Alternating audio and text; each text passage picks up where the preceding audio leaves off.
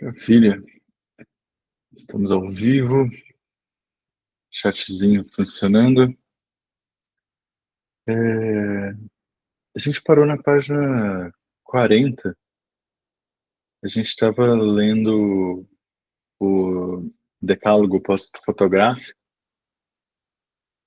e a gente leu o 1, o 2, o 3, o 4, o 5 e o 6 na página 39. Acho que vale a pena a gente só reler, se não vou comentar, porque na última vez eu comentei bastante sobre esses processos, mas acho que vale a pena a gente conversar sobre, assim. Então ele diz assim, né? Como opera a criação pós-fotográfica? A risco de um excesso de atrevimento, se oferece uma proposta plausível expressada na forma tão sumária como rotunda. E aí ele diz, né? Esse é um decálogo pós-fotográfico. É claro que aqui já tem uma brincadeira insana com a ideia de 10 mandamentos, né? Tipo, é o Foncoberta sendo o Foncoberta. E ele fala sobre o papel do artista. Já não se trata de produzir obras, mas de prescrever sentidos, ou de criar sentidos. 2, sobre a atuação do artista. O artista se funde com o curador, com o colecionista, com o docente, com o historiador e com o teórico. Todas essas facetas são camaleonicamente autorais. Essa ideia maravilhosa de que não há essa distinção mais, assim. É até uma coisa bastante revolucionária na pós-modernidade, porque você já não entende mais a ideia de um artista profissional no sentido de um especialista, né? Isso acabou, isso ficou na modernidade, assim. 3, sobre a responsabilidade do artista. Se impõe uma ecologia do visual que penalizará a saturação e alentará a reciclagem, acolherá a reciclagem. Isso a gente vai falar bastante hoje, porque esse capítulo é basicamente sobre essa ideia de reciclagem visual. 4, sobre a função das imagens. A circulação da imagem prevalece sobre o conteúdo da imagem. Isso vai ser dito também mais à frente, mas a gente já entende um pouco essa ideia de que o que se circula, o que se coloca, o que se transcende através da velocidade é muito mais primordial do que efetivamente o conteúdo que a imagem carrega. Hoje eu estava vendo, eu estou meio dando um tempo de redes sociais, assim, mas eu estava vendo no Instagram e caiu por acaso num vídeo do William Bonner sendo entrevistado pelo Pedro Bial. Não são duas figuras que eu sou muito apaixonado, assim, mas tinha uma ideia interessante, assim, o William Bonner falando uma coisa que é interessante mesmo. Ele falou que a ideia de deadline, né, que é a coisa da linha limite, tempo em que não se coloca, ela acabou, né? Ela acabou. Não existe mais deadline para um jornal. E aí o que ele diz é uma coisa, ele conta uma história que ele estava apresentando o Jornal Nacional. Se achei, Camila, se achei. Bem-vinda. Ele estava, imagina, ele estava apresentando o Jornal Nacional e o celular fica aqui, porque os editores que estão, ele é o editor-chefe, mas os editores que estão fora da tela podem falar com ele no meio do jornal. Isso acontece. Às vezes uma notícia cai, né, no meio do jornal, assim, isso acontece. E aí ele estava dando, antes do boa noite, assim, do famoso boa noite, ele fala, e antes do boa noite, mais uma notícia. E aí ele lê a notícia, que era uma notícia meio bombástica, e fala, mais informações sobre essa notícia você vai ver no Jornal da Globo, que é o Jornal das 11 da noite. Só que ele não apurou a notícia, ele não sabia da notícia, ele não tinha contexto da notícia, mas, claro, vinha de um lugar confiável, que era um dos subeditores dele, o subeditor acessou e ele fechou o jornal durante o jornal dando a notícia, assim. E isso é o que as redes sociais provocam na televisão, né? É que a televisão é velha. Basicamente isso, né? Que você tem um prazo de validade que ninguém vai esperar o dia seguinte para ler a notícia. não existe, assim, isso não faz nenhum sentido. O que força também, só um último comentário, a esses, essas televisões semanais de colocar questões mais profundas, né, no sentido, que um fantástico da vida, para continuar na TV Globo que a gente está falando, precisa de informações novas, porque se ele não tiver informações novas, ele não tem nada. Se ele não tem um volume, uma coisa interessante que não foi promulgado durante a semana, ele não tem nada, porque as notícias já foram dadas. Imagina, nada fica para domingo, isso não funciona mais, né? Aquela ideia do jornal de domingo ser maior do que nos outros dias da semana é piada. Isso não existe, assim, tipo, todo jornal tem o mesmo tamanho e ele vai seguindo num fluxo incessante. Porque a circulação prevalece sobre o conteúdo da imagem. Aí o quinto, ele diz sobre a filosofia, a gente está na página 40, 39, cara, 39. Sobre a filosofia da arte, se deslegitimam os discursos de originalidade e se normalizam as práticas apropriacionistas ou de apropriação. Isso que ele está reciclando, na verdade, né, a gente comentou um pouco, mas a crítica à ideia de originalidade da arte, ela é muito ferrenha, porque de verdade mesmo isso nasceu no final do século XIX, começo do XX, com a modernidade.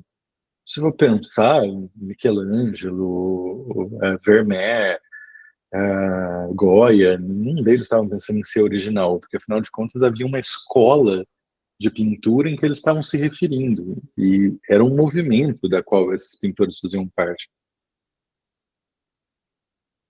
A originalidade nasce quando surge ou se consolida, melhor dizendo, a ideia de sujeito. Porque se tem a ideia de sujeito, se tem a ideia de autor, você pode ter a ideia de original. E, e nesse sentido surge essa questão. Mas a crítica a essa ideia de um excesso da originalidade, ou de um excesso da busca, é dos anos 50, de uma teórica, entre outras, claro, sempre, né? Mas talvez a que tenha ficado mais famosa nesse processo é a Rosalind Krauss, que critica a modernidade e vai dizer, olha, a ideia de originalidade vem de uma má interpretação que o sujeito, o autor daquele processo, deveria ter uma ideia original, quando na verdade eles estavam respondendo ao próprio tempo, né? Não existe originalidade, né? Não existe, né? Então, a originalidade é um peso muito maior na ideia de sujeito do que na ideia de um entendimento do próprio tempo pelo artista, o que é realmente aquilo que acontece, né? Em geral, a ideia de originalidade ela é destruída com o passar do tempo, né? Então, você fala, mas sei lá, Picasso era super original, mas quando você olha para trás e você tem um afastamento de 80 anos, você fala, mas todo mundo era cubista, assim, tinha um grande grupo cubista, então que originalidade é essa, né? Eu me lembro uma vez a Bienal fez uma postagem interessante que eram quadros do Picasso e quadros do Vilfredo Lan. Não sei se vocês conhecem esse cara. Já ouviram falar nesse cara? Ele é pouco conhecido, assim. Vilfredo Lan. O Vilfredo é um cubista cubano. É pouquíssimo conhecido, curiosamente, assim, da mesma época do Picasso. E, de verdade, não dá para saber. Você coloca um quadro do lado do outro e você fala qual é Picasso e qual é o Vilfredo. E eles são contemporâneos. E não dá para saber. Não dá, óbvio que não dá, porque os dois são cubistas, eles estão associados ao mesmo processo. Então rolou essa brincadeira, assim. E aí o 6, para a gente reler tudo que a gente falou na aula passada, né, para continuarmos com o 7, na dialética do sujeito, o autor se camufla ou está em la nube, né, que reformulam modelos alternativos de autoria, coautoria, criação colaborativa, interatividade, anonimatos de estratégias, obras órfãs, né? Ah, o boom da autoria é no século XIX e XX, porque é o século da criação do sujeito. Às vezes as pessoas têm uma ideia um pouco errada, no sentido de, por exemplo, sei lá, você pega um pintor como o Hieronymus Bosch, Aí você fala assim, nossa, tem 1 milhão de obras assinadas como Bosch, e umas maravilhosas, outras bem ruins. Ou, por exemplo, sei lá, para falar dos clássicos, o Michelangelo tem 1 milhão de obras. Ali tem duas coisas, né? A primeira delas é que, em geral, esses artistas trabalhavam com ateliês gigantescos, né? O Michelangelo era muito rico, ele chegou a ter 300 pessoas trabalhando no ateliê dele. Se você for pensar bem, assim, ninguém faz aquela quantidade de obras no tempo de uma vida sozinho. Isso não existe, né? Tipo, você pega, sei lá, Pietà, aquela escultura quase em tamanho natural de Maria segurando o Cristo. Cara, só para entalhar aquilo é de uma insanidade, de anos e anos. Então você tem lá o artesão que carrega a pedra, você tem o artesão que polhe a pedra, você tem o artesão que começa a desenhar, você tem o artesão que vai refinar, e você tem o submestre que vai quase terminar o processo para o mestre talvez tocar naquilo. Talvez, talvez. Talvez ele nem tocou. Bem-vinda, Gaia, bem-vinda. E aí, nesse sentido, por as obras anteriores, a autoria não era uma coisa tão forte. Tanto é que tem muitas coisas que são autorias atribuídas, porque ninguém sabia exatamente daquilo que foi. O Bosch é o melhor exemplo, o Hieronymus Bosch, porque você tem milhares de obras assinadas, umas muito ruins, toscas, absolutamente, sim, banais, e obras absolutamente geniais, inclusive dessas geniais, há coisas que não conversam entre si. E você fala, pô, esse cara é um gênio ou não é a mesma pessoa? E a chance de não ser a mesma pessoa é bem grande, assim, é bem grande.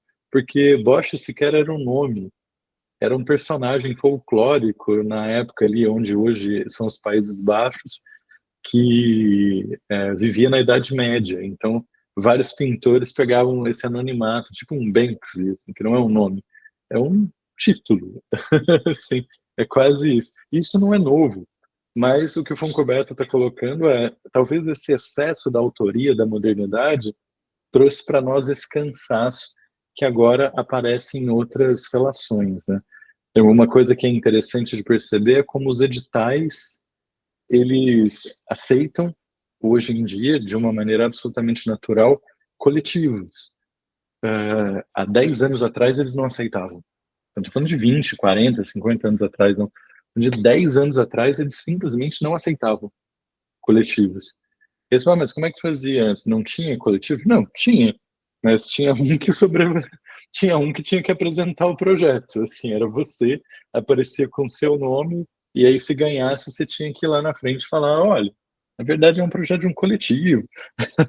Veja bem, e tudo mais. Assim, juro, era meio vexatório, e aí, claro que eles foram ajustando isso conforme o tempo. Como os mandatos coletivos na política. Eu acho genial os mandatos coletivos, assim, eu sempre voto em instâncias, assim, mais possíveis, tipo vereador, deputado, em bancada coletiva, assim. Porque, na verdade, eu acho que tem essa coisa, né, uma pessoa, mais de uma pessoa precisa assinar, e tem uma relação de que você faz aquele espectro crescer, né, porque você tem ali 5 pessoas que têm essa voz de vereador, de deputada, e que vão fazer esse processo circular 5 vezes, né? Não só aquela figura. Então, acho que, de alguma maneira, esse espectro coletivo é ampliado nesse sentido, né? E eu acabo sempre votando e mandando, confesso que para esses cargos legislativos eu não consigo muito votar em, em uma figura. Claro, às vezes não tem como, né? Por exemplo, eu acho que senador nunca teve essa experiência. Acho que é uma questão mais de deputados e vereadores, assim. Mas em breve, imagina um presidente coletivo, isso ia ser engraçado. Não sei nem se pode, para falar a verdade. Um cargo, será? Não sei, um cargo executivo coletivo, não sei se pode mesmo, não sei se legalmente pode. Mas, enfim, leis são criações abstratas, né? Não quer dizer que não pode, que nunca vai poder. Desculpa, é uma garrafa. Seria interessante. Já é coletivo, né? a elite já manda e desmanda lá. A gente só não elege eles. Eleger uma entidade como presidente, às vezes é melhor, né? Dependendo de quem for, às vezes é melhor, assim, às vezes não, não é má ideia, assim. Depende da entidade também, né? Vamos lá. E agora comentando coisas novas, então, né? Que é página 40, página 7. Então vamos ali no decálogo da pós-fotografia. E aí a gente vai um por um comentando mais pontualmente, porque a gente tinha comentado do 1 ao 6 na semana passada. E aí no 7 ele diz o seguinte, sobre a dialética do social, superação das tensões entre o privado e o público, a intimidade como relíquia. Primeiro, essa palavra que ocasiona um certo desconforto, uma certa loucura, que é a dialética, né? Mas nenhuma questão nisso, pessoal. É uma ideia primorosa que vem do Hegel, do Marx, mas que basicamente vai tentar resolver uma questão paradoxal. Então, você tem uma questão paradoxal, e isso, se você só tem a oposição, é um paradoxo, mas a dialética tende a trabalhar com eles.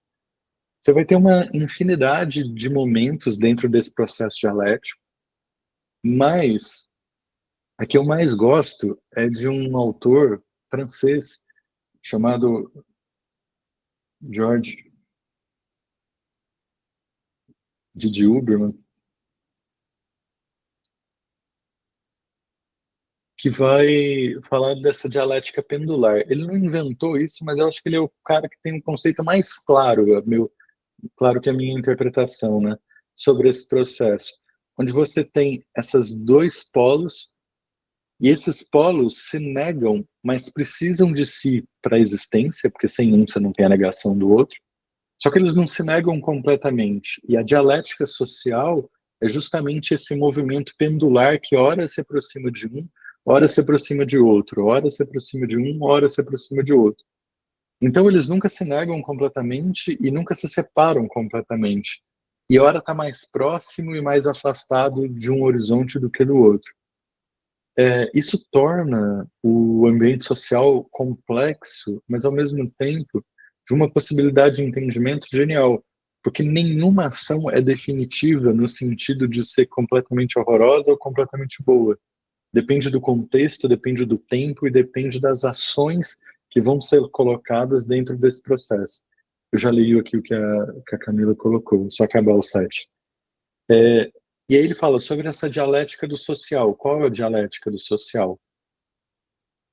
O privado e o público.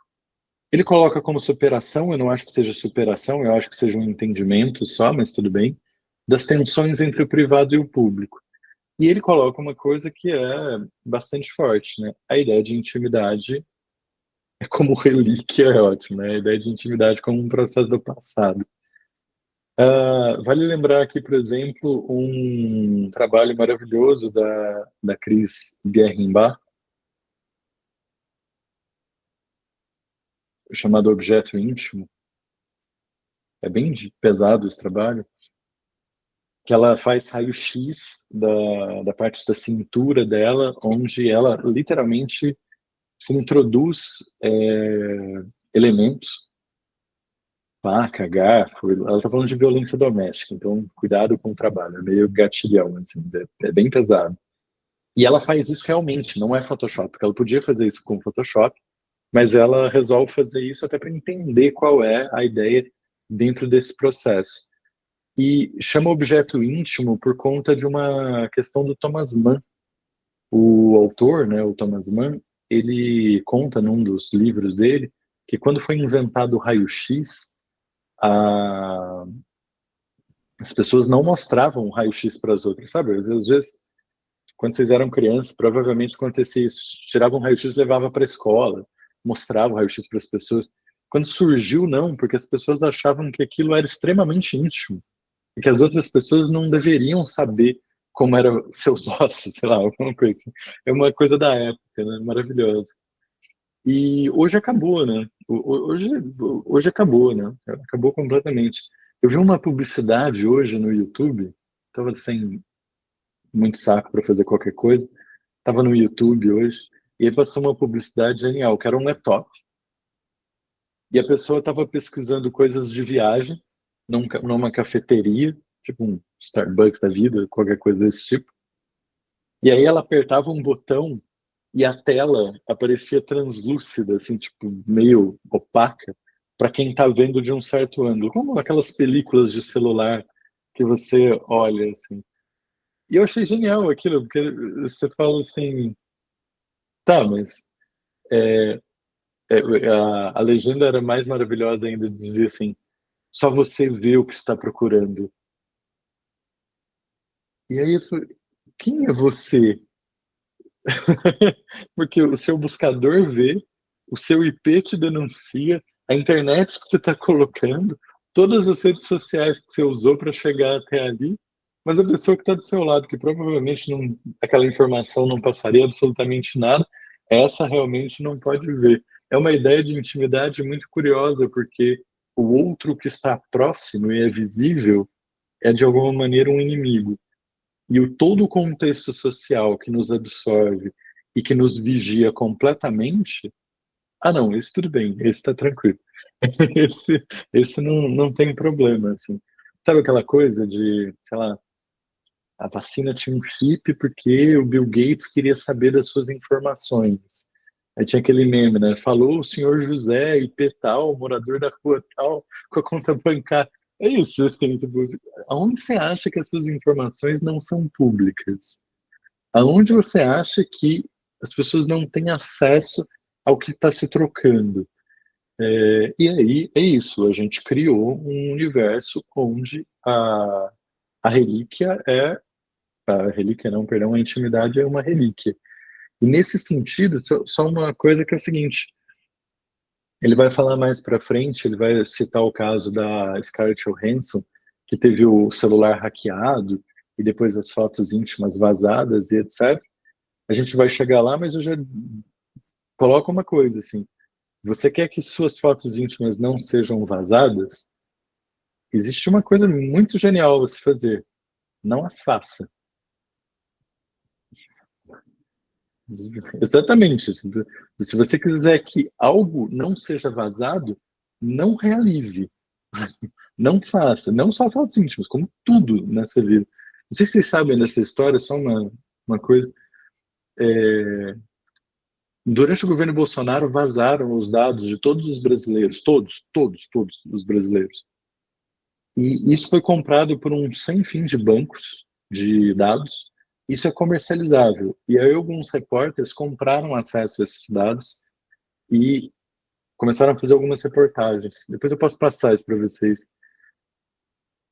Todos os números de telefone, todos os seus familiares, todos os endereços que você já viveu, tudo de saúde, remédios que você tomou, receitas que você pegou, tudo. Sabe como é a pesquisa? Por qualquer relação. Seu nome completo, seu endereço, a placa de todos os seus carros, de todos os automóveis, etc. Tudo isso é disponibilizado por uma assinatura de R$ 39,90 por mês. Então, dica boa, se a sua senha de alguma coisa é algum dos seus telefones antigos, por favor, mude agora. Assim, não faz sentido. Né?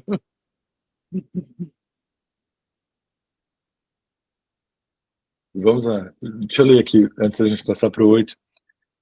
Formação sem formas, caminho para o fim deste mundo, capa comum, Sandra Ruiz, Hipátia Vulumi, eu não sei se é isso, e o Sam Barbosa, que é o tradutor. Lembrei de novo desse livro que diz muito sobre a importância dos movimentos coletivos, de enxames insurrecionais. Eu não conheço esse livro. Vou dar uma olhada, vou colocar aqui. Ai, eu mandei lá no grupo, eu tô obcecada. Ele é um livrinho assim, curtinho.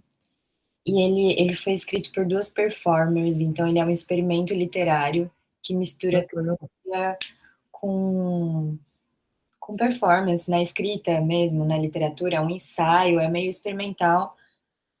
Mas falando sobre essa coisa da autoria, é escrito por essas duas autoras e não dá para saber quem que escreveu o quê. Eu acho isso muito legal.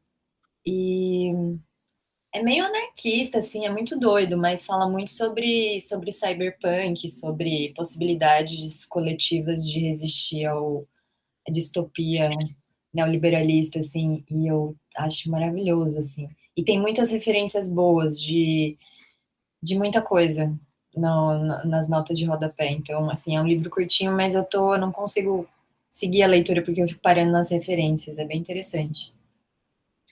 Tem uma coisa na capa aqui que é muito maravilhosa, além enfim, da grafia da capa ser muito interessante, essa formação sem forma, né, o subtítulo de Caminhos para o Fim deste Mundo, é uma cutucada meio pesada até, assim, né, porque a grande obra desse estilo é do Krenak, de Ideias para Adiar o Fim do Mundo, né, e aqui Caminhos para o Fim deste Mundo é quase como a ideia de dizer, olha, talvez não haja salvação, assim, talvez, talvez não, talvez a gente não adie, não, mas, Mas eu acho que são ideias parecidas, não sei. São ideias de resistência, né? Assim. sim. Não, e o Krenak diz, né, ideias para adiar o fim do mundo, mas no sentido do globo, né, não desse mundo. Esse mundo ele quer que ele acabe mesmo, assim, né, não tem jeito. Muito bem, vou dar uma olhada depois. Gostei do livrinho. Muito legal. Obrigado por compartilhar. E vamos de 8, então. Vamos aqui de sobre o horizonte da arte. Te dará mais jogo se dará mais ênfase aos aspectos lúdicos em detrimento da anedonia, o solene mais o aborrecido, em que só refugiará a arte hegemônica, só se refugiará a arte hegemônica.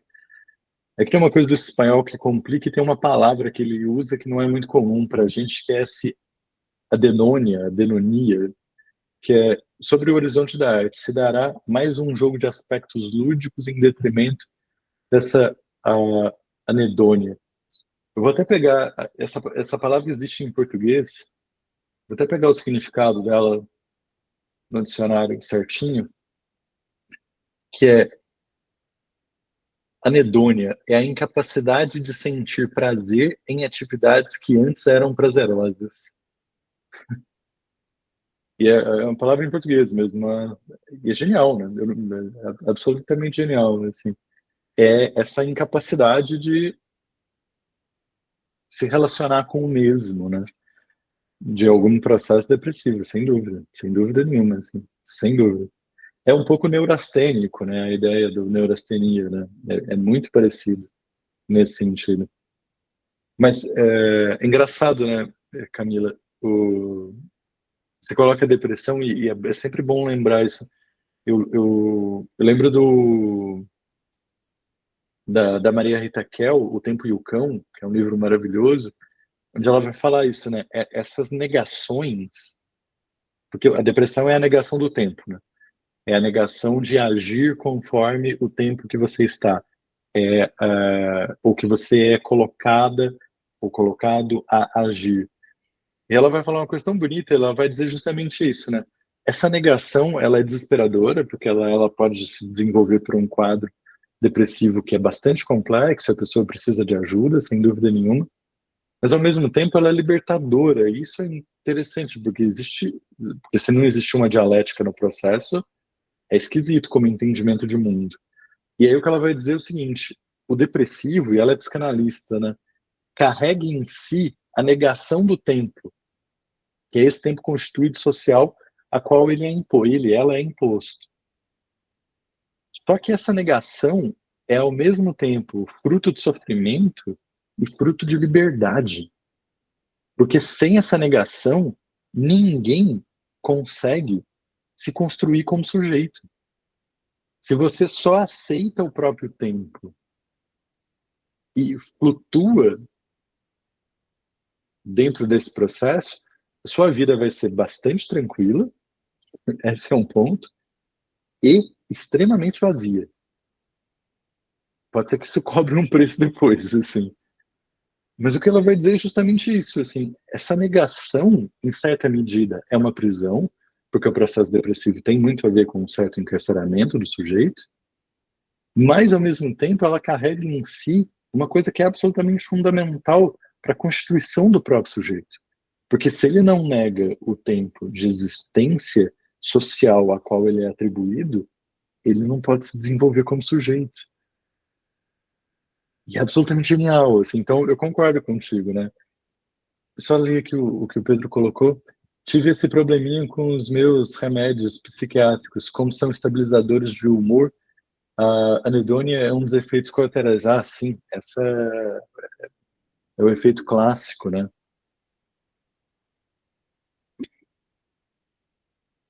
Principalmente de dosagem, né?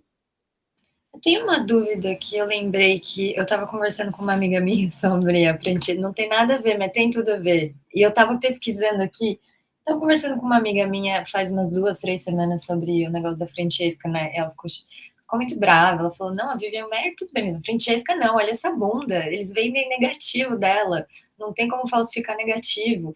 Eu falei, ela falou, tem? Eu falei, eu não sei. E eu tô pesquisando aqui no Google, eu não sei se é possível falsificar negativo. Assim, você pode comprar, né? O que você chama de falsificar?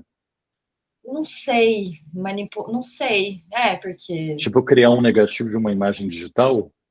Não, ou manipular o negativo materialmente não dá, né? Mas assim, eu não sei.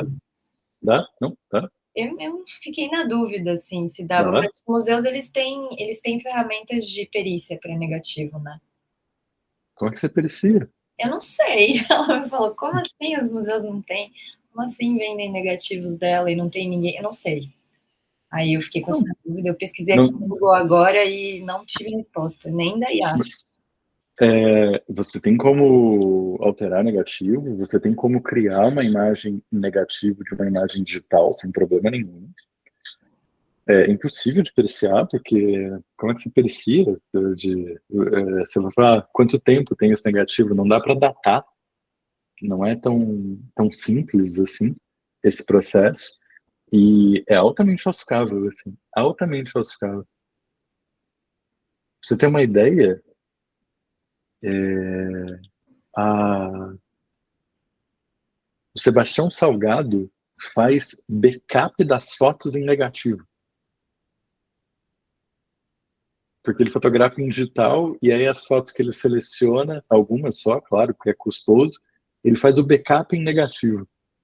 Porque o negativo dura mais do que o digital. Não tem. Se apegar a questões matéricas para provar a existência é pedir para ser enganado.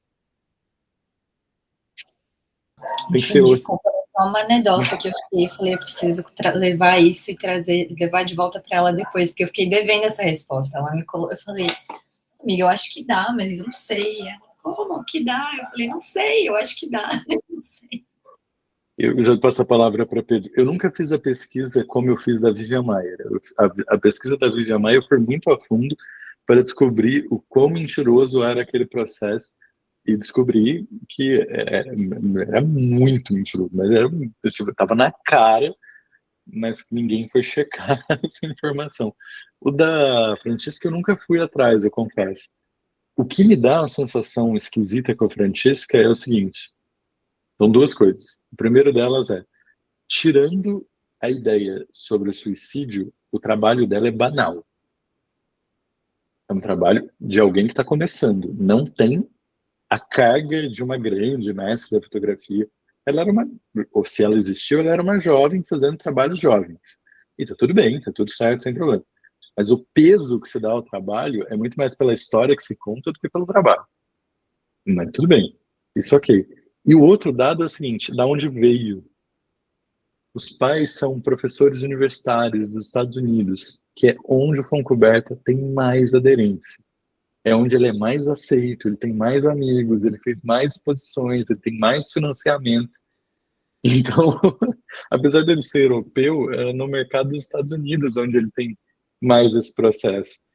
E aí você diz assim, eu não fui muito a fundo, mas todo o processo de justificativa dela vem de pessoas que já morreram, ou dos pais, que são dois artistas. Então, para os pais estarem envolvidos de criar uma personagem, e é isso, assim, por exemplo, uma coisa que me chama muita atenção para ser falso é não para de surgir negativo dela. Não para, cara. Tipo, essa mulher produziu assim, enlouquecidamente, né? Toda hora fala, não, eu fui amigo dela na faculdade, ela me deu essa foto. Fala, meu Deus, mas essa mulher era muito gente boa, assim. Ela doava o trabalho, assim, para Deus e o mundo. Isso é bem estranho. Adorei o comentário. Não, aquela bunda. Como é que copia? Não dá, aquilo é original, não dá. É sapatilha, aquela sapatilha, não dá. Mas pode ser uma atriz, velho. Sim, sim. Não Foi, tô dizendo que aquela pessoa não existiu, só tô dizendo que talvez ela não seja Francesca Wood, mas... a gente estava em ambiente informal ali e ela foi efusiva, assim, foi engraçado. Diga, Pedro, diga lá. Eu só ia comentar sobre um processo que eu acho interessante no cinema, é que a gente tem muitos diretores que gostam de gravar em película, né? Só que eles gravam em película, mas o filme não é editado em película. Então eles gravam em película, aí digitalizam o negativo, eles fazem todo o processo, tudo digital, e aí depois eles criam de novo, né, um novo negativo, que aí já está com processamento de cenas, decupagem, som. Então é engraçado porque meio que esse processo, né, que eles vendem como que é um processo muito artesanal, porque usa câmera de filme e tudo mais, mas ele é totalmente baseado no mesmo método de produção que os outros filmes digitais, né? Então tem essa questão também que eu acho interessante. E tem um dado interessante nesse processo que, por exemplo, se você quiser que o seu filme seja armazenado no Museu do Cinema, em Hollywood, ele tem que estar em película. O Scorsese, junto com algumas instituições, criou um bunker, que é uma caverna, caverna mesmo, assim, que eles construíram lá, e lá embaixo menos de 18 graus de temperatura e menos de 40% de umidade, fica no deserto, que é a temperatura e a umidade maravilhosa para a preservação de filme. Só que você não gasta nada, não tem eletricidade, não tem nada, porque é a condição do ambiente. Então, você vai lá e coloca seu filme, só que isso só faz sentido para o filme, não faz sentido para o digital. Então, a preservação ainda é muito relacionada ao analógico, assim. E é isso que o Pedro falou, né? Criar isso é tranquilo, não é das coisas mais problemáticas. Teve uma questão recente com o Cronenberg, que ele falou que o Tarantino queria fazer uma cópia em filme de um dos filmes dele, que acho que é o The Shrouds, uma coisa assim. E aí ele falou que não queria que o Tarantino fizesse, porque o Tarantino ia fazer uma cópia de um filme que foi gravado digitalmente e para exibir em filmes como película. E para o Cronenberg aquilo era absurdo para ele, porque tipo, é como se fosse uma volta a uma estética que não tinha nada a ver com o filme e tudo mais. E algumas pessoas até comentaram sobre essa questão da preservação e tal. Mas é interessante, assim, porque o Cronenberg mesmo ele tem uma resistência muito grande à película, né? Ele dá várias entrevistas falando que odeia gravar em películas, não quer ver os filmes dele em película. E tem essa briga de poéticas, né, no Briga cinema. de meios, assim, né? Briga de É, meios. Bom, vamos seguir aqui pro 8. Que eles, 8? Não, não, o 8 é o que a gente estava lendo, né? Perdão, é o 9. Ah, e só um detalhe, né? Essa coisa do aborrecido e do solene é o refúgio da grande obra de arte, dos grandes museus, e isso é óbvio, assim, isso é assim mesmo. Sobre a experiência da arte, se privilegiam práticas de criação que nos habituarão à disposição. Compartilhar é melhor do que possuir. Isso é meio curioso, porque isso é assim em tudo, né? As pessoas estão cada vez menos tendo coisas, né? Assim, é um traço meio geracional também, né? De, de não querer as coisas, né? E eu entendo esse processo. E eu acho que também tem uma questão meio efêmera. Ninguém está pensando em virar o próximo Da Vinci, entendeu? Que daqui 500 anos você esteja falando disso, assim.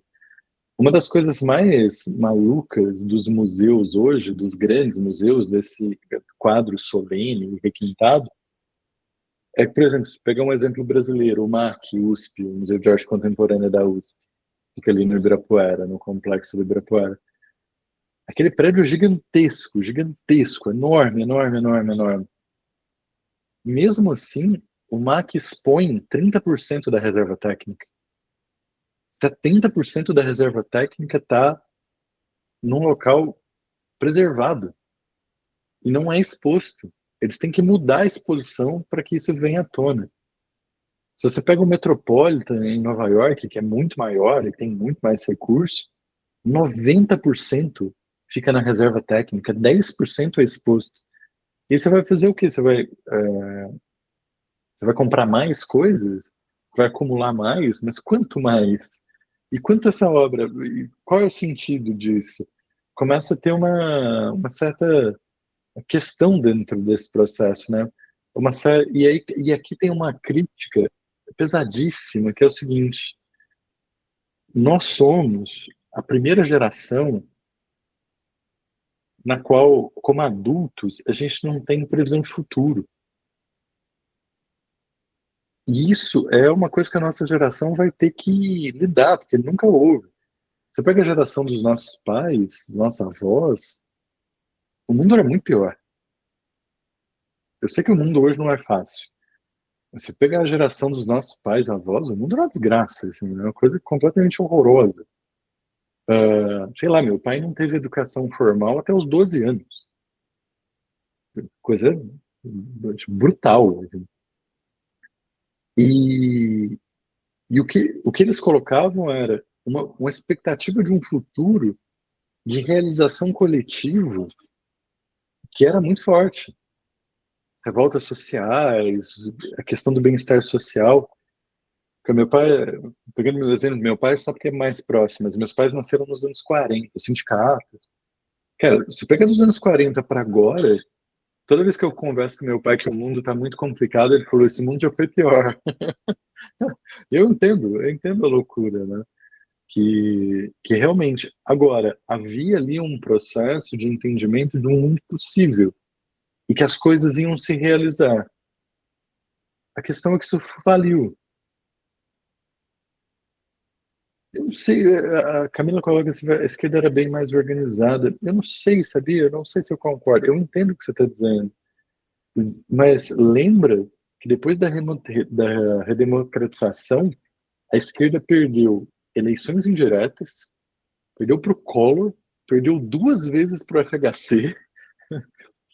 Então, assim, foram 16 anos depois da redemocratização e perdeu para o Collor, cara. Essa mesma figura que acabou de ser presa agora, né? Ontem, né? Assim, enfim, já devia estar preso faz muito tempo. Mas, claro, tinha uma adaptação, assim, tinha uma organização. Eu não sei se ela era mais organizada, mas eu acho que ela controlava mais um discurso de futuro. O discurso de futuro era muito mais associado à esquerda do que à direita, assim. Camila coloca, nossa esperança hoje é a China dominar o mundo. Eu não sei se isso é esperança, não. Eu não sei, eu entendo a ironia, mas eu acho que é esse capitalismo de Estado chinês aí, eu não sei se é uma esperança. Eu sei que perto do Trump, o Xi Jinping parece um anjo, mas eu não, eu não sei assim, por quanto. Reforma agrária nos Estados Unidos. Nossa, eles entraram numa cilada que eles não têm ideia do tamanho, né? O Pedro coloca ela era mais ameaçadora, isso eu concordo, Pedro. Sabe por quê? Porque ela dominava o discurso. Pega Sim. os discursos. Diga, diga. Eu penso muito assim na época que a gente tinha aquela União Soviética pungente, né? E aí ela meio que ia trazendo essas melhoras, essas reformas nos países capitalistas, porque os países capitalistas tinham medo dela, né? Então, se a galera tá diminuindo a carga horária na União Soviética, o pessoal daqui vai querer diminuir a carga horária, então a gente ou eles vão fazer revolução, ou a gente dá o que eles querem. E a gente tinha essas conquistas, né? Eu sinto que hoje tem não tem uma perspectiva revolucionária assim, muito presente, porque até mesmo se você for pensar nos países que podem. é, Nenhum país consegue assumir, né, essa carga de ameaça, de desejo, de representação que a gente tinha na União Soviética, quando a gente tinha, sei lá, Panteras Negras dentro dos Estados Unidos, sabe? Se você for ver o que que virou, né, tem vários movimentos que se denominam Panteras Negras nos Estados Unidos, mas vários deles são reacionários, assim, são gente, tipo, capitalismo de direita mesmo, que só pega uma parte do discurso e destrói, assim. Então, a própria ideia, tipo, desse Estado chinês, assim, que a galera fica debatendo, né? Ah, é comunismo, não é capitalismo, mas falta nessa representatividade, eu acho. Eu sinto que a gente precisa buscar uma maneira de buscar essa ameaça de novo, sabe? Esse domínio de um discurso até violento de revolução, assim, apresentar uma ameaça ao sistema vigente. Uma coisa que eu acho muito interessante é tipo o movimento VAT, né? Que é o 10 contra a luta à escala 6 por 1 e tudo mais. E eles conseguiram dominar muito assim o debate público. Vamos diminuir a escala, vamos lutar contra isso, é absurdo trabalhar 6 dias. E aí a gente meio que teve uma movimentação que o movimento vem cada vez mais saindo das ruas para entrar no debate no Congresso, para passar a lei no Congresso, para passar a petição.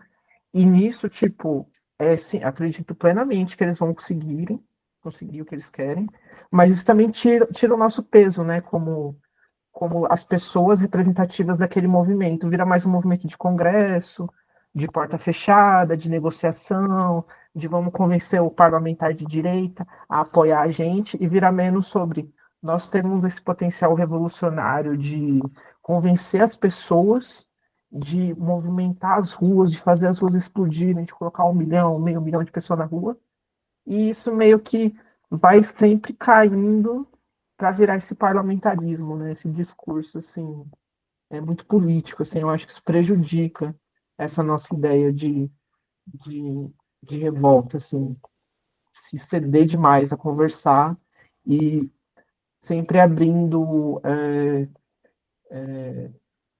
chegando com a pauta rebaixada, né? Porque para essas negociações a gente tipo o primeiro movimento estava ali, vamos, a gente quer, acho que é a escala de 4 dias, queremos 4 dias, aí chegou, que obviamente não era possível, né? Mas é uma ameaça, é uma reivindicação que é acima, né? Do que é real, justamente para você apostar nessa utopia, nessa revolta, nessa movimentação, e aí chega no Congresso já vira tipo 5 por 2 antes mesmo de começarem os debates, sabe? Então, um rebaixamento muito rápido dessas pautas, assim. Eu acho que isso é o que a gente mais perde. Eu acho que tem uma. O, o horizonte, ele está muito em disputa. Eu acho que de verdade tem uma questão aqui da fotografia que é esse horizonte, na verdade, ser o presente atualmente, não o futuro.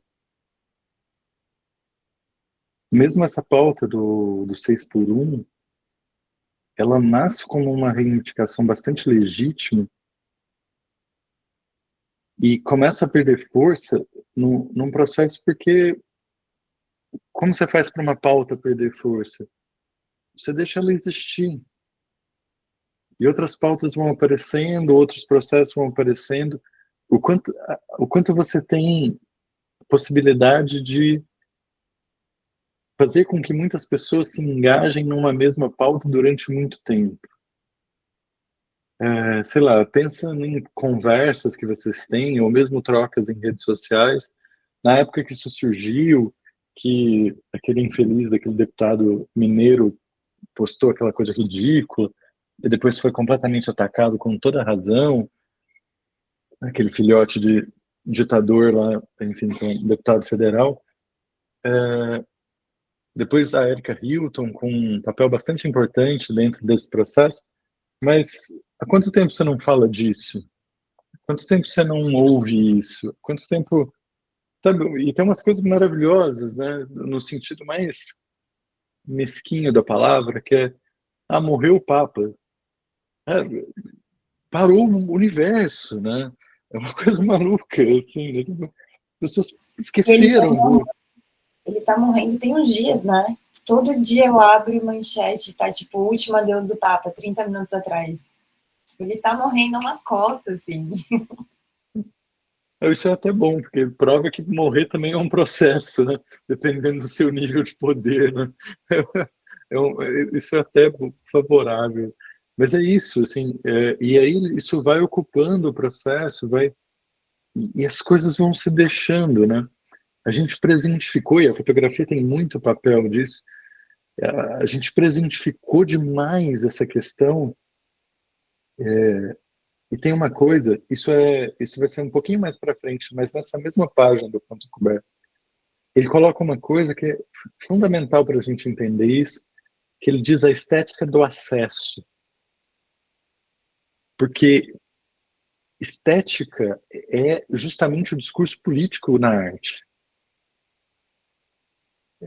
Lembra quando, sei lá, o Bolsonaro estava no poder, eles falavam a crise é estética. Ela tem que ser. Não tem como ter uma crise política se ela não for estética. Porque a estética é justamente o conceito político. Se ela é política, ela é estética. Não tem como diferenciar essas duas coisas. Então, o que ele está dizendo é essa política do acesso, essa estética, essa questão do acesso. E isso é muito forte porque nos presentifica e os assuntos vão colocando num patamar.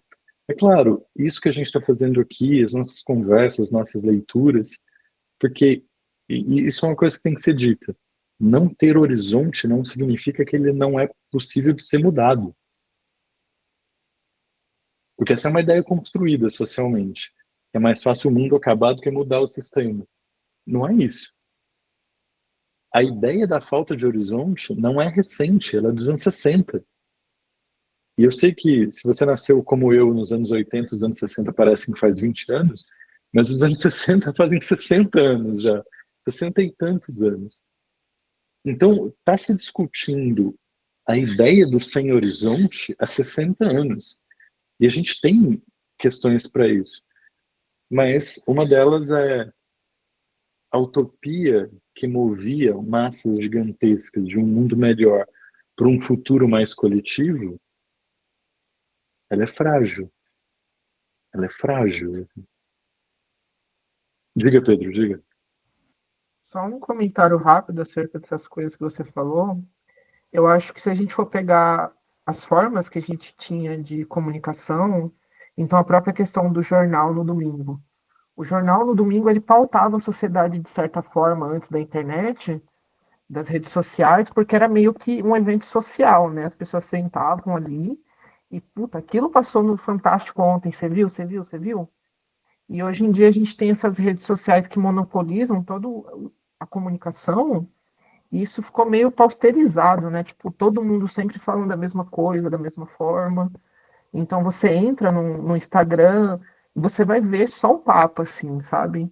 E eu acho que é muito diferente de você, tipo, numa época anterior, que você poderia, sei lá, até buscar ali um pouco mais pro meu tempo, assim, uns 10 anos atrás, de entrar em blog, sabe? Você entraria num blog e estaria falando sobre outras coisas, sabe? Você entraria. Claro que o jornal vai estar naquela pauta que monopoliza tudo, né? Porque centraliza o discurso e tal. Mas a gente tinha muito. Eu sinto que a gente tinha mais essas opções de lugares alternativos para receber informação, para ter contato com o mundo real, assim, que não deixava as coisas tão iguais, assim. Porque mesmo que você siga um Instagram que fale sobre a Palestina, o seu feed ainda vai ser muito dominado pelo discurso presente da sociedade. Então, mesmo que você siga e treine o seu algoritmo e tente fazer algo ali meio que voltado como era antigamente, você ainda não consegue, você ainda é levado a esse diálogo assim monopolizador. Até o fato da tentativa do Bolsonaro, né, de divulgar o vídeo da mulher da justiça enquadrando ele e tal, essas tentativas que ele estava fazendo de monopolizar o discurso, meio que ficaram segundo caso, assim, porque aconteceu alguma coisa mais importante, né? E no Sim. mandato dele, ele tinha essa coisa, ele está sempre produzindo um discurso. E quando ele não consegue ter o discurso predominante, meio que fracassa, né? O projeto político dele. Então, eu penso muito nisso, assim, nesse mal da rede social que engloba tudo, assim. Então, esse lado que você está dizendo é um lado ruim mesmo, e eu concordo plenamente. É um lado tenebroso e associado ao volume de tempo que a gente gasta estando dentro desses negócios, assim. Mas, ao mesmo tempo, você pega, por exemplo, a explosão de 2013 aqui no Brasil, que no começo era uma revolta absolutamente legítima e interessante, depois foi assaltada por um comando de extrema-direita e virou o que virou, só foi possível pelas redes sociais. A Primavera Árabe só foi possível pelas redes sociais. Então, é curioso porque essa é a ideia do capitalismo, né? O capitalismo é uma potência de sistema absurdo, porque não é que ele nega a existência do que é contrário, ele compra a existência do que é contrário. O contrário deve existir para que ele consiga comprar, para que ele consiga trazer. Só que nisso é interessante porque ele vai criar esse movimento dialético de as mesmas redes sociais que têm um potencial conservador gigantesco e que hoje a extrema-direita é nada de braçada no mundo, não só no Brasil, mas elas são exatamente também uma pólvora que pode acender um processo absolutamente incrível, como a Primavera Árabe. Por exemplo, os mesmos jornais que você citou, e eu entendo a lógica, e isso não vai voltar, né, não tem como, mas foram jornais que em 2013 destruíram as manifestações, né? Falaram coisas horrorosas, completamente contrários àquele começo das manifestações. E só depois da quarta manifestação, que foi uma ação policial brutal, assim, que os dois jornalistas perderam a visão, muita gente foi massacrada, que eles deram um passo atrás, né? E aí tem que lembrar essa coisa, né? Por exemplo, o Estadão é o jornal de uma escolha difícil, né? essa, essa escolha difícil, complexa. E aí eu entendo isso que você está dizendo, mas ao mesmo tempo você tem uma ideia interessante de processo de divulgação dessa pólvora que está ali. Agora, como usar, como se apropriar, como gerir esse discurso, é uma coisa que a gente precisa aprender com muita rapidez, porque passaremos anos aí bastante problemáticos. E será assim, né? A Ana comentou que ser político é uma grande encenação. Eu não sei se eu concordo, Ana. Assim, eu acho que ser é uma grande encenação. Todo ser é uma grande encenação, porque encenação quer dizer que é a criação de um discurso para o outro. E isso é ser. A grande questão é quem, de alguma maneira, dentro desse embate de encenações, consegue controlar mais ou menos o discurso. E nesse momento há uma direitização de extrema direita muito forte no mundo, assim, né? Eu adoraria ter que explicar isso para vocês, mas Trump, a Meloni na Itália, a, oh, meu Deus, a francesa que eu esqueci o nome, eu tô com Jean-Marie Ganneban, mas a Jean-Marie é uma filósofa aqui do La Brasil Pen, maravilhosa. Hã? La Pen, Ah, isso, Le Pen, Le Pen, em francês. Jean-Marie Le Pen, exatamente, que é dos Le Pen. Então, eu entendo o que você está dizendo, mas eu acho que ser é uma encenação. E eu acho que faz parte dentro desse movimento contrário colocar justamente isso de entender que isso é uma encenação e como a gente faz isso. Por exemplo, desculpa falar mais dessa sua frase, mas eu acho que ela é muito importante. Eu adoro, adoro, adoro, adoro quando alguém alguém cobra coerência da extrema-direita. Eu acho genial. É genial. Esses últimos tempos, a minha novela preferida é a guerra entre o Trump e o Xi Jinping de tarifas, Estados Unidos e China. Essa é a minha novela predileta, assim. Adoro, tenho acompanhado tudo, fofocas e tudo mais, assim. É uma novela divertidíssima. E é genial que os jornalistas hoje, assim, bons jornalistas, o Leonardo Sakamoto falando, não se pode escrever o que o Trump fala. Tá brincando, né? Essa é a sua interpretação do mundo? Você não entendeu que a ideia é justamente criar a encenação para criar poder? Não existe escrita, porque não existe consolidado. Essa é a ideia fundamental do processo de extrema-direita. Não existe consolidação, porque todo o processo é encenado. E aí ele vai dizer e desdizer quantas vezes forem necessários, porque esse é o processo de construção do mundo dentro de um processo neoliberal, de dizer, eu ensino tudo e a hora que eu quiser voltar atrás eu não tenho nenhuma coerência, nenhuma. E aí os jornalistas perdidaços falando, Leonardo Sakamoto, que é um jornalista que eu respeito profundamente, assim, não se pode escrever o que o Trump disse. Você fala, ah, jura? Sério? Uau! Essa é a premissa, isso não é análise, isso é premissa. Não tem como, assim. A Camila colocou aqui para mim o exemplo mais radical disso é o Reinaldo Azevedo. Quando eu era jovenzinho, de 20 e poucos anos, ele só falava coisas horríveis.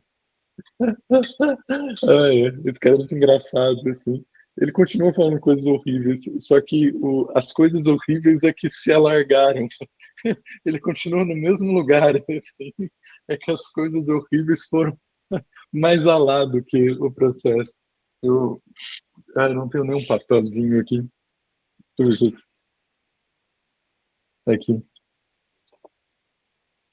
Não, é só rapidinho, assim.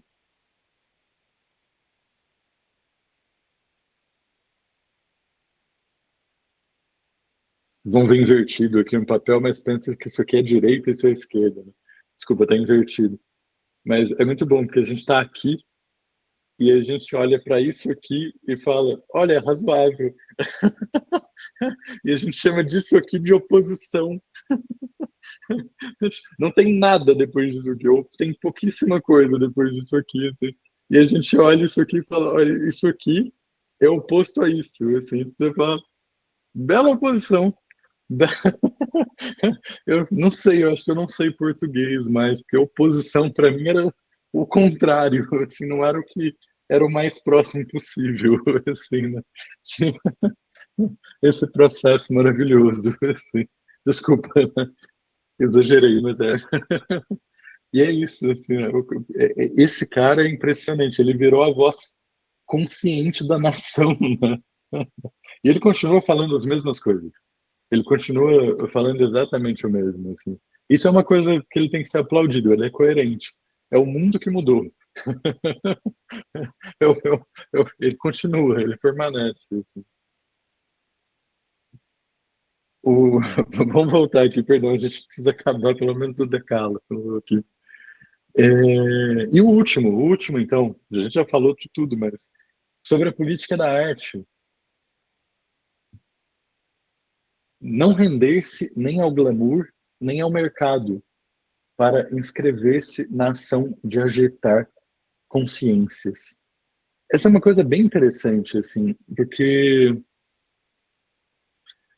você tem uma certa dualidade nisso aqui que ele coloca.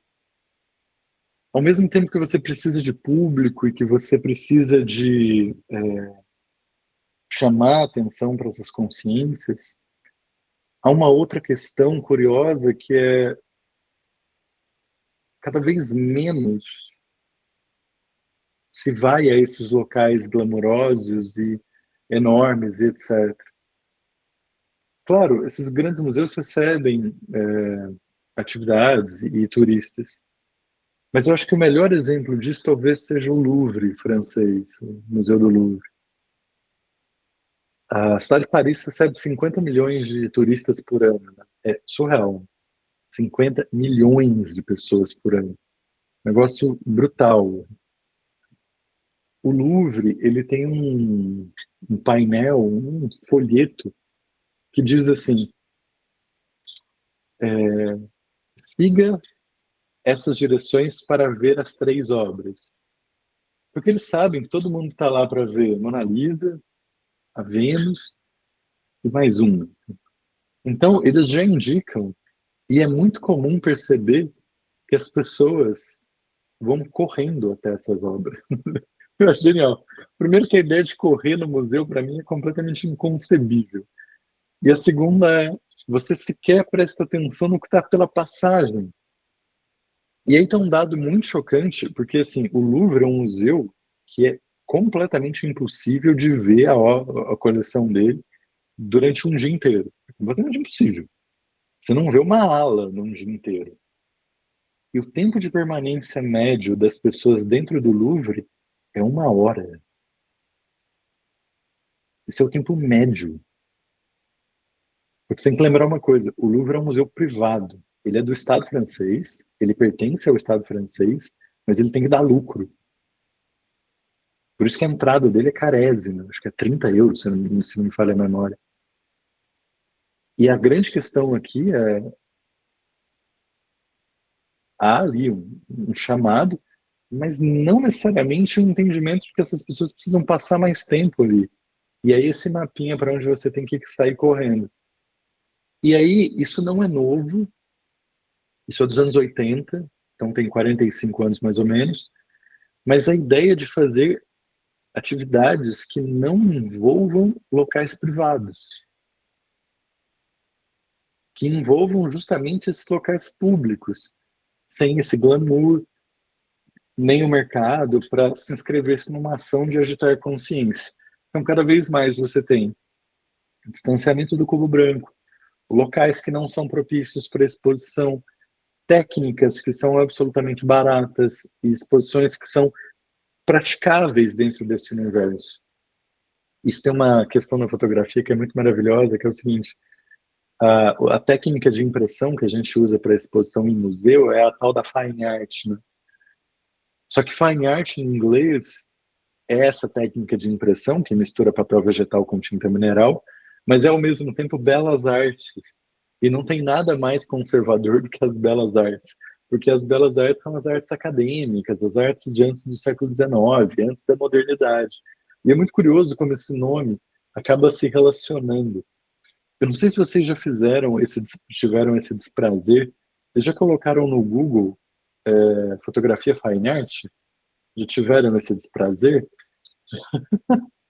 Eu vou fazer isso com vocês, desculpa. Sei que vocês já estão fazendo aí, mas só colocar aqui, fotografia fine art.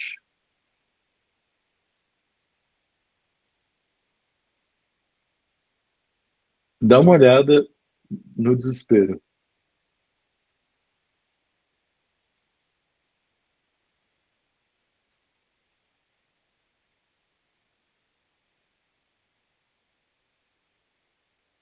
É medonho o resultado. É completamente medonho. E aí você tem essa estética meio futurista, sempre com mulheres, né? Tem uma objetivação do corpo feminino absolutamente bizarro, essa luz de janela que eu não aguento mais, assim. E isso é o resultado de fotografia fine art. Tem algum homem nessa seleção de imagens? Acho que não, né? Tem nenhum, né? Não, tem nenhum. E é assustador, assim. E isso é o que se coloca como fotografia fine art, né? E claro, isso é uma usurpação do nome, né? Que é uma técnica de impressão, é só isso. E nada mais que esse processo. Então, fica essa dica, assim, uma coisa legal. Vocês foram no Festival Tiradentes? Vocês já foram? Acho que Camila foi, ou Ana foi, Pedro eu lembro que foi. Você vê onde são expostos? Igrejas, centros culturais, locais pequenos. Sair da ideia que você precisa de um grande centro, de bancar uma coisa gigantesca. Não vai acontecer, não é assim, não precisa ser assim. E tá tudo certo, assim, tá absolutamente tudo certo. Muito bem. Tinha muito processo histórico também, enfim. Não Ah, você, tinha pouca coisa impressa. Assim, tinha a exposição principal, que estava impressa. Não sei se era em Fine Art, não sei como eles fizeram, mas estava bem. Fine Art. Deve ter sido. Mas tinha várias outras exposições rolando de fotografia com pinhole, com processos históricos, enfim. Tava bem diverso, eu achei, assim. Tinha feira, teve feira de livro também, de fotografia, o pessoal expondo os bonecos, e aí tinha umas performances, tinha, enfim, eu não vou lembrar o nome do artista, eu vou atrasar aqui o andamento da aula, mas tinha um cara expondo uns negativos dele, eu tava com uma caixa de negativos não, de 3x4, que ele achou, ele era de Belém, eu acho, não sei. E tava quente, ele tava todo vestido de preto, encapuzado, assim. E Era uma performance. eram várias fotos 3x4 e ele queria descobrir quem que era o dono desse acervo, enfim. Vocês deram sorte, porque em geral o foto em pauta é muito associado a um processo mais fotodocumental, assim. O próprio nome, né? Chama foto em pauta, né? Não tem, não tem muito jeito, assim. Mas que bom que vocês deram essa sorte. Mas, e essa relação não só dessa pluralidade, que foi uma sorte, mas essa relação também de um processo, assim, com aquela igrejinha, aquela casinha pequena, onde eu vi isso, que eu fiquei muito assustado, é no Encontro da Fotografia de Arles, o grande festival francês de fotografia, é que todas as exposições são em locais, assim, paupérrimos, caindo, que é uma cidade do século I, né, uma cidade muito antiga, uma cidade romana. E aí tem uma igreja do século XIV, toda meio capenga, assim, ela colocou umas fotos. Eu falei, cara, genial, assim, a exposição que eu mais gostei ficava em cima de um mercado. O mercado da cidade pegou uma parte do estoque e liberou para a exposição ficar lá 2 meses. Era o estoque do mercado. E aí, para entrar na exposição, você tinha que entrar no mercado. É absolutamente genial, assim, porque vai fugindo disso. E aí também tem essa coisa do convite, né? Por exemplo, o Instituto Moreira Salles, né? Cara, é muito sectário. Quem entra ali? Quem sobe naquela escada que não vai dar em lugar nenhum? Quem passa por aqueles 3 seguranças que ficam ali o tempo inteiro? Mesmo o MASP é carésimo para a realidade social brasileira. Eu sei que tem terça-feira de graça, mas é muito caro. E também quem entra, né?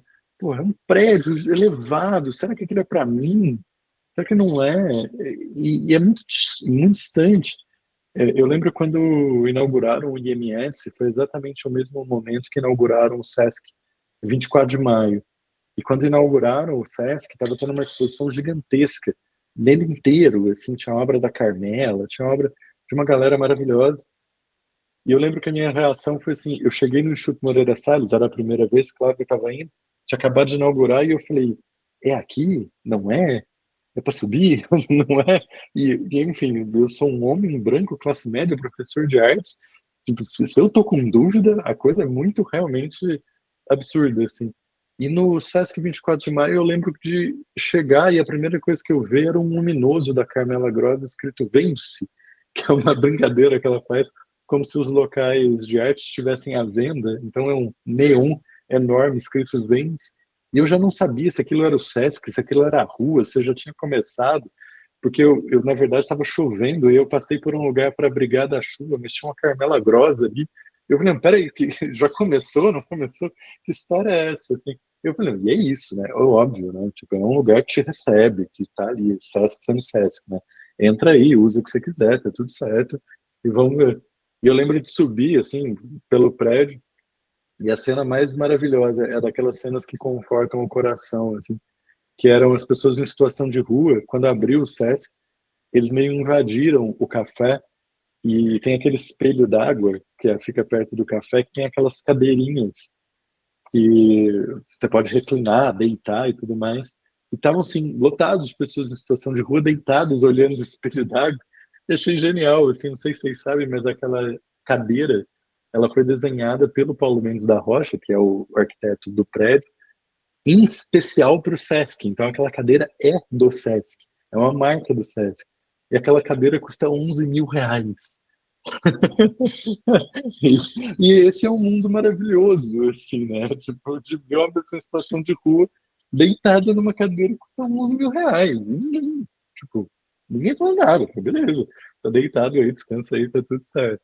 O Pedro coloca, o Sesc é o mais perto que o paulista chegou do comunismo, com certeza.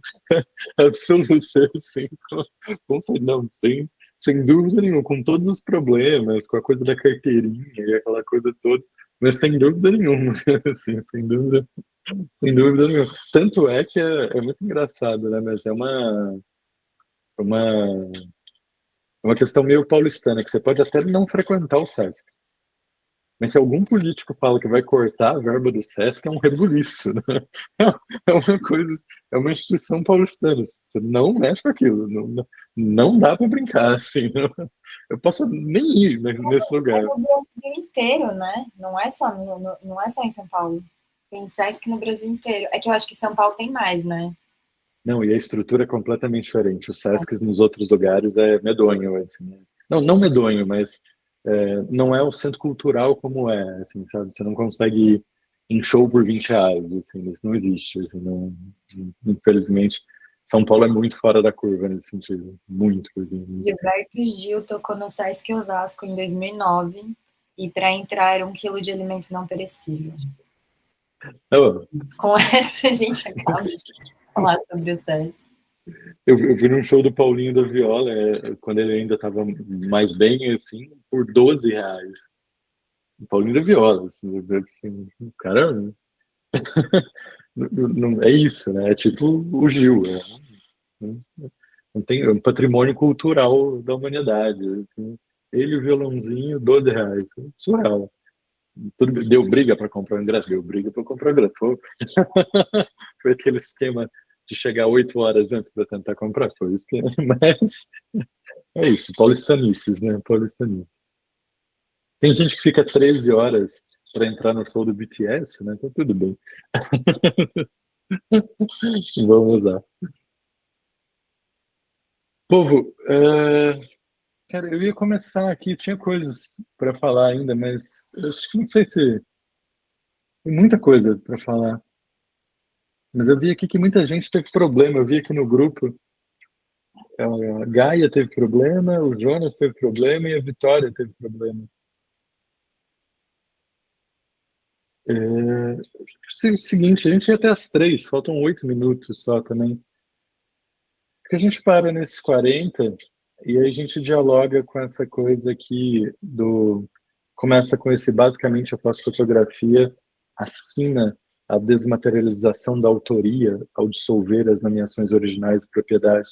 A gente volta disso na última vez, na próxima vez, que vamos deixar aqui já registrado, no dia 10, né? No dia 10 de maio, que na semana que vem é feriado. E para encerrarmos, deixa eu só mostrar uma coisa para vocês, que eu ganhei um presente. Depois eu compartilho com vocês. Mas eu queria mostrar porque é muito divertido. Cadê o negócio? Aqui. Ganhei um presente. Esse careta aqui.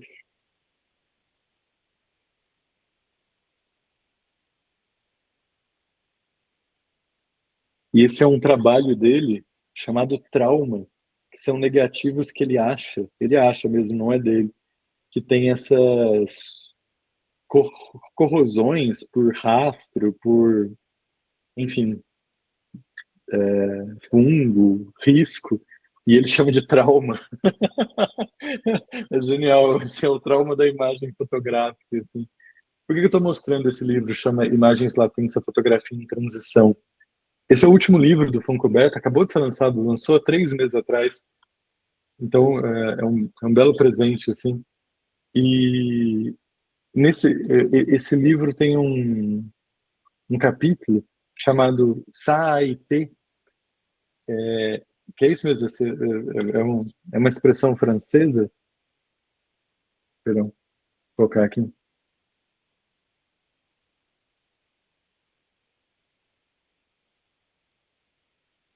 que é a expressão francesa que o Roland Barthes usa para falar no livro dele, Câmera Clara, isso foi.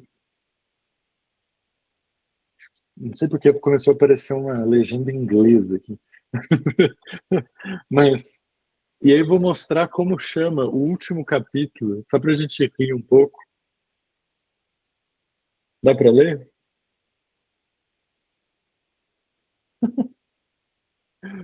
E aí, quando eu ganhei, eu não consegui. Eu comecei a ler esse site contra Barthes, chama Contra.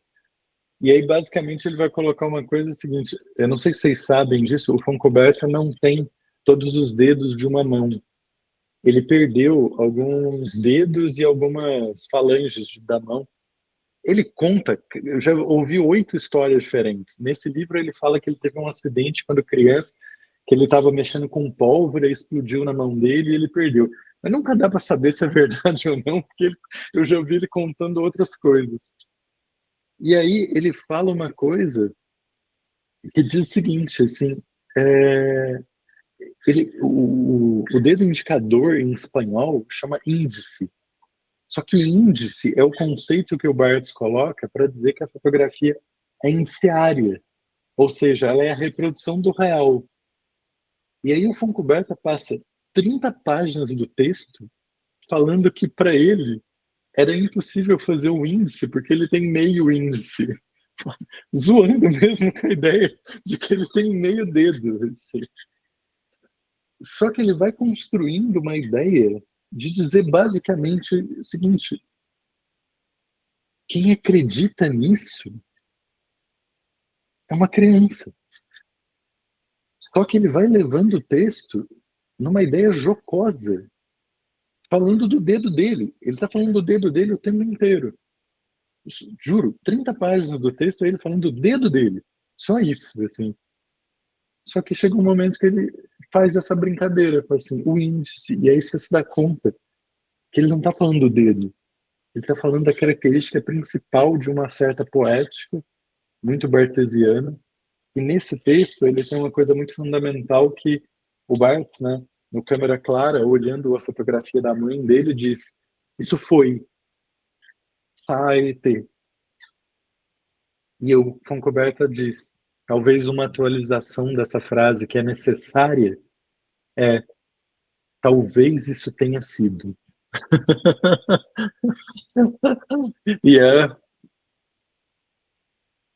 tiro, porrada e bomba dentro desse processo. Né? Muito bem.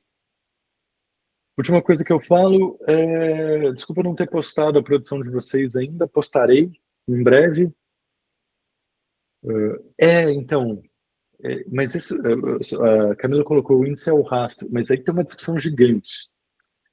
Porque na semiótica, o rastro é de alguma coisa física que coloca mesmo. Então, por exemplo, sei lá, você vai para uma praia e tem uma pegada na praia. Algum pé pisou ali para ter a pegada. E aquele seria o índice da pegada. E nesse sentido você está certo, é o rastro. Quando a galera da semiótica leva isso para a fotografia, o que acontece é uma coisa muito curiosa, que eles dizem o seguinte: a luz bate no objeto e leva essa informação até a câmera. Por isso que é iniciária. O Flusser, famoso, maravilhoso e genial Willem Flusser, vai dizer basicamente na filosofia da caixa preta e outros livros, mas esse é o mais famoso, dizer basicamente o seguinte: quem acredita nisso esquece que entre a luz e o filme existe um complexo cultural montado a partir de uma determinada exigência de poder chamado câmera. É como se entre o pé e a areia tivesse um anteparo cultural. E aí ele vai dizer, o problema é esse anteparo cultural que é a questão. Meio de produção, meio técnico, meio cultural, todo esse processo. Ele vai dizer, o que se passa dentro disso? O que se passa dentro? Por isso chama a filosofia da caixa preta. Ele vai pegar essa metáfora da caixa preta e vai dizer o que se passa dentro desse processo. E aí ele vai trabalhar essas questões que o Funcoberta vai desenvolver, né? A gente já falou disso, o Flusser é o grande desenvolvedor do Funcoberta e um cara que auxiliou muito ele nesse desenvolvimento, assim. Tanto é que o Beijo de Judas é dedicado ao Flusser, né? E tanto é que há esse processo, assim. Então, ficamos com mais essa crítica e a coisa da produção. Essa semana eu começo a postar a produção de vocês, então vocês vão ver lá que eu vou marcar vocês. Desculpe. E começamos esse processo. Assim, maravilha. Povo, é isso, então. Obrigado por terem vindo. Um beijo grande para vocês e nos vemos em breve. Se cuidem. Gente, bom fim de semana. Para vocês também.